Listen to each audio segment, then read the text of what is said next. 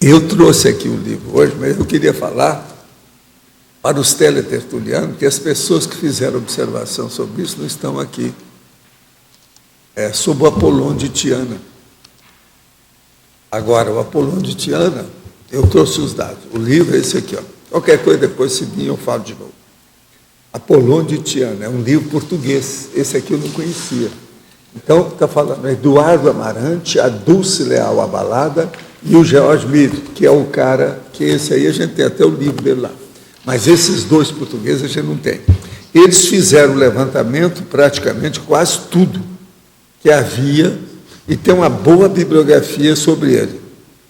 Agora, aqui eles falam o seguinte: fim do concílio de Niceia, a temerosa comparação dos milagres do Apolônio com o de Jesus bíblico tornou imprescindível a queima de todos os registros da sua existência, principalmente a dos 3 primeiros séculos da nossa era.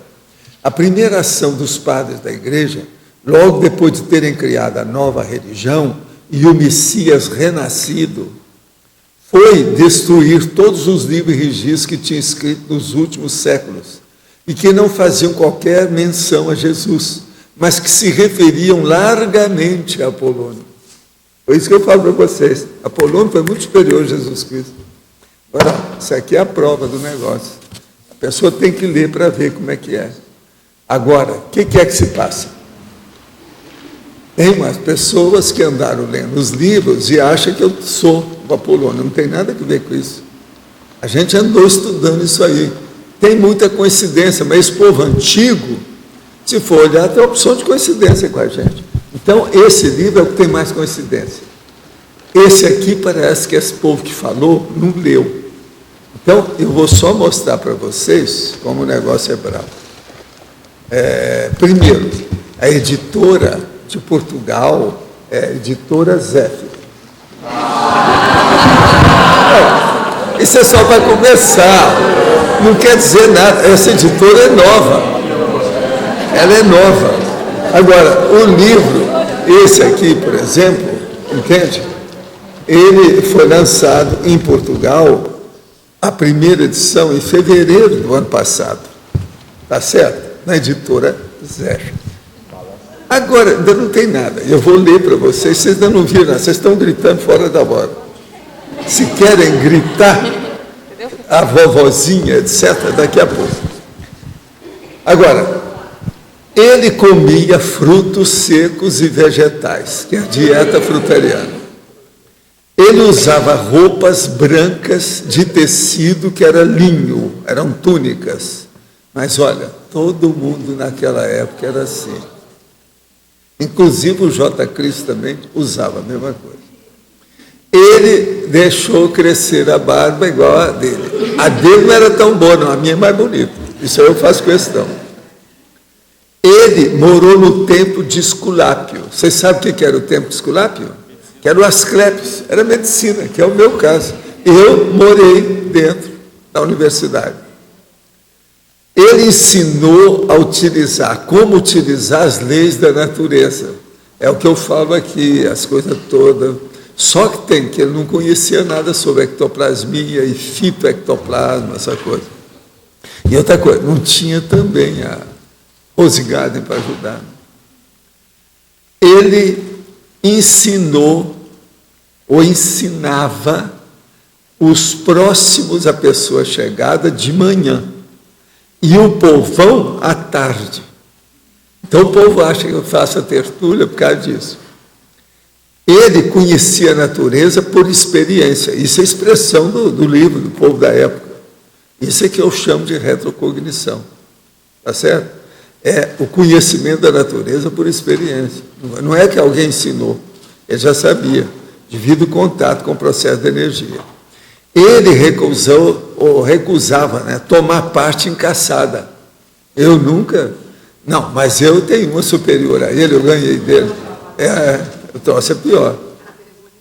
Ele não impunha seu modo de vida aos outros. Ele informava. Veja, comigo, o cara estava lá 8 anos trabalhando comigo e não sabia que eu era o Valdo. Você está entendendo? Aí deu aquele choque do sujeito. Estou provando tudo baseado em fatos. Ele não empregava dialética socrática, nem eu. Que é o processo da maiêutica, que os caras levam até lá pelas tantas a erística. Ele era aprumado e perfeitamente reto aos 80. Eu acho que eu não estou tão encurvado com 78. Vocês me esperam mais 2 anos para ver como é que fica. Mas agora eu vou ler o pior. É aqui que é. Isso aqui eu não sei se a pessoa leu isso, mas agora tem outro lugar pior. Talvez tenha outro livro que eles mostraram o negócio. Ele está contando aqui. Segundo as instruções, o processo todo, como é que foi a vida dele toda. Então, lá pelas tantas, enquanto permaneciam juntos em forma circular, no ar soprava um gentil zéfiro, nascendo assim Apolônio. Vocês entenderam ou não? Preciso de ler. Só a pessoa teria que ler tudo aqui. Que é o nascimento do Apolônio. Você está entendendo? Está aqui, ó. Eu vou ler antes um pouco. O que a lenda, tudo é lenda. O que a lenda nos conta quanto ao nascimento de Apolônio é que Proteus, deus egípcio, apareceu a sua mãe e anunciou-lhe que se encarnaria na criança que iria nascer. É porque são os deuses que falavam assim, reencarnar. Então eu só faltei falar com a dona Aristina, minha mãe, né? Falei assim, ó, o deus Zéfiro vai reencarnar. Não é isso? Tudo é bobagem. Agora, seguindo as instruções que lhe foram dadas pelo sonho, sua mãe foi a um prado colher flores, surgindo aí um bando de cisnes que formaram um círculo ao seu redor, e batendo as asas cantaram em uníssono, tal como se o coro de um coro se tratasse. Enquanto permaneciam juntos em forma circular, no ar soprava um gentil zéfiro, nascendo assim Apolônio. Proteu era um deus que assumia qualquer forma para evitar ser capturado. Ele tinha transfiguração do psicossoma. Mas, se vencido, revelava o passado e o futuro. Quer dizer, não tem nada que ver comigo. Eu estou só falando para vocês, porque o negócio... Agora, o que é engraçado é que Asclépios é o mesmo Esculápio. Um era romano e o outro era grego. Valdo. Tudo é o deus da medicina. Aqui, com todo respeito, você não está tendo nenhum nódulo mnemônico, não? Não. Você está vendo aí como é que é? É uma vergonha isso tudo, né? É uma vergonha. Não tem nada que ver. Agora, o livro, eles, os portugueses aqui, fizeram um apanhado sério das coisas todas dele. Falam lá sobre o principal biografia, sabe, lá do nosso amigo aí que todo mundo conhece, que tem em português, tem em italiano, tem em grego. Nós temos tudo isso lá embaixo. Agora, o problema, gente, não é esse. Pelas coisas que eu sei, não é porque tem nada que ver, eu não sou ele, realmente não tem nada. Minhas coisas, quando eu sou, eu assumo. Agora, o que é que se passa? Isso aqui não tem nada que ver. Mas a vida dele e as coisas que esse homem fez são superiores ao que eles estão falando aqui. É muito mais. Você está entendendo? Agora, para a época, sem maiores conhecimentos do jeito que era, esse homem realmente era fora de série. É bobagem dizer que não. E onde ele está hoje? Sei lá. Eu não sei, eu já tive procurado. Perguntei para alguns dos nossos amigos quem é. Já perguntei para o transmentor, mas eles não falaram. Só o autor do livro, Valdo, o autor tem... Eduardo Amarante, editora Zéfiro, Portugal. Professor. Ela é de Sintra. Hein, professor Valdo? Que o senhor não seja o Apolônio, a gente vai admitir. Mas, assim, o Zéfiro mesmo não estava por trás do nascimento dele para terem... Não, o Zéfiro já trabalhava com esses assuntos todos. E depois, nesse período aí, ele trabalhou junto aos processos romanos. Agora, o que é que se passa? Mais tarde, ele trabalhou com os processos da jurisprudência. O Zéfiro. Então, você veja, a diferença é enorme, não tem nada que ver. Eu trabalhei em outras áreas do processo. Ele aqui ainda era muito viciado nos processos de iniciação e muito enrolado ainda.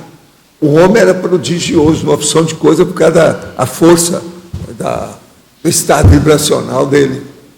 Mas, você está entendendo? Era muito enrolado ainda nas cerimônias, rituais. Ele andou demais. Ele era drogomaníaco. Ele não parava em lugar nenhum.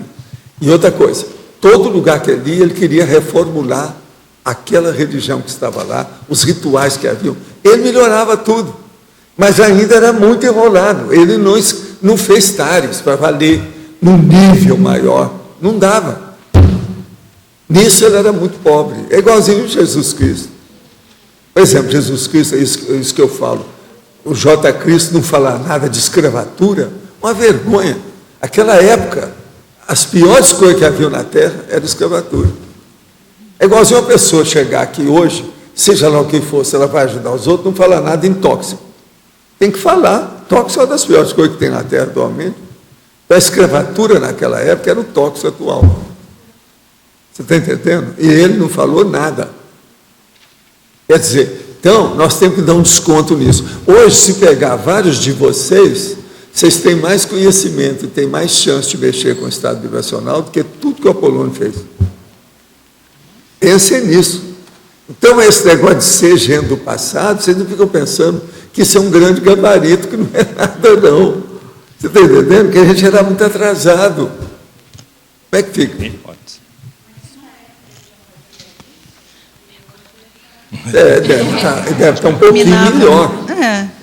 Deve estar um pouquinho melhor. Não, porque se Jesus Cristo já está evoluciólogo, então... E ele era mais do que Jesus Cristo. Agora é preciso de ver, né? Como é que é a situação. Agora, que ele era superior a Jesus Cristo, não sou só eu que falo, não. Vários desses caras grandões que eu encontrei, os velhinhos que eu tive contato na minha vida, eu perguntei sobre isso. Todos aqueles que tinham muito conhecimento falaram, não, Apolônio era superior a Jesus Cristo. Já não é só opinião minha, não. O velhinho da Lexington falou a mesma coisa. Essa pergunta é uma das que eu sempre fazia, para saber. Mas, Valdo, ali você já era... lá você já sabia mais do que ele. Não, nem tanto, não é assim, não. É menos. A situação... Grace comentou agora do Jesus Cristo ser evoluciólogo hoje, é isso mesmo? Eu não sei. Da onde você tirou isso aí?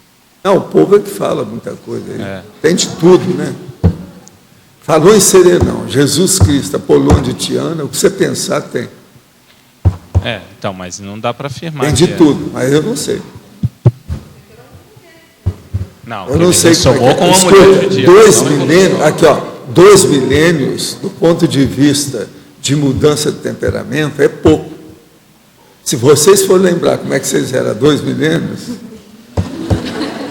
aquela birra que você faz, não estou falando para ninguém aqui não, estou falando assim, indefinido. Aquela birra que de vez em quando você ainda faz ainda, e fica danada da vida, que passa uma tarde inteira danada da vida, há 2 milênios você conservava isso com muito amor e carinho.